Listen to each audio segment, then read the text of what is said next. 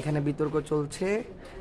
আর এখানে আমাদের শাহিদ ভাই আছেন। শাহিদ ভাই, বর্তমান দেশে তো অনেক সংকট চলতেছে, তো আপনার এই সংকট উত্তরণে কী চিন্তা ভাবনা আপনার?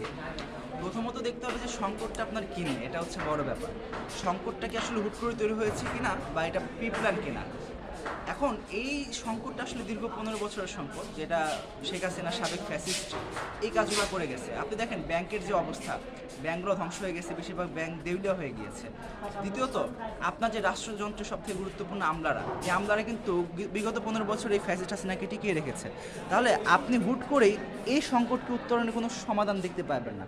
তবে আমরা সব থেকে বড় বিশ্বাস করি যে আওয়ামী লীগ যেন পুনর্বাসন করতে না পারে, এবং যতক্ষণ না তারা ক্ষমা চায়, যতক্ষণ না শেখ হাসিনা ফাঁসি হয়, ততক্ষণ পর্যন্ত আওয়ামী লীগের যেই জায়গাটা, সেই জায়গাটা যেন বাংলাদেশে ক্রিয়েট না হয়, আমরা এটা বিশ্বাস করি। ব্যক্তিগতভাবে আমার এটা অ্যানালাইসিস। তৃতীয়ত আমার কাছে মনে হয় যে আমাদের যে ছাত্ররা আছে, এই ছাত্রদের আরও বেশি আওয়ার হতে হবে। সিম্পলি আপনি দেখেন পলিটিক্যাল পার্টিগুলো এখন চাচ্ছে যে একটা অ্যালাই করতে। আপনি জামাত দেখেন, জামাত হচ্ছে 71 ইস্যু নিয়ে অনেক বেশি সজাগ, কিন্তু এই 71 ইস্যু নিয়ে কিন্তু বিগত 15 বছর হাসিনা অনেক খেলা খেলছে। এখন এই 71 ইস্যু নিয়ে যদি আবার হচ্ছে সিম্পলিসাইজ করে জামাত আর বিএনপি খেলা শুরু করে, তখন কিন্তু এটা আরেকটা বড় সংকট তৈরি হবে। আমরা বিশ্বাস করি এই জায়গায় যেন এই কাজগুলার পুনর্বাসন করতে না পারে।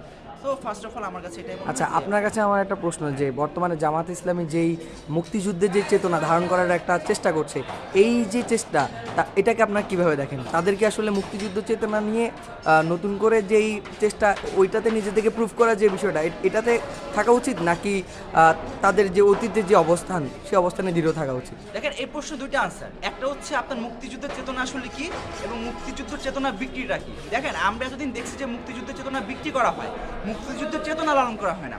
জামাত যদি আদতে মুক্তিযুদ্ধ লালন করে, সেটা আমরা সমর্থন করি। অর্থাৎ 71-এ বাংলাদেশ স্বাধীন হয়েছে, এটা সব থেকে বড় একটা সফলতা।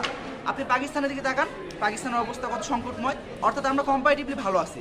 কিন্তু এই মুক্তিযুদ্ধের ব্যবসা যদি করা হয়, আবার জামাত যদি এখানে মুক্তিযুদ্ধের ব্যবসা করতে চায়, সেটাকে আমরা কোনোভাবে সমর্থন করতে পারি না। আমার কাছে মনে হয় জামাতের আরও ভালো স্ট্যান্ড নেওয়া উচিত, এবং তার যদি ভুল করে থাকে, ভুলের জায়গা থেকে তার ক্লিয়ার করা উচিত যে আমরা আদৌ ভুলছিলাম কিনা।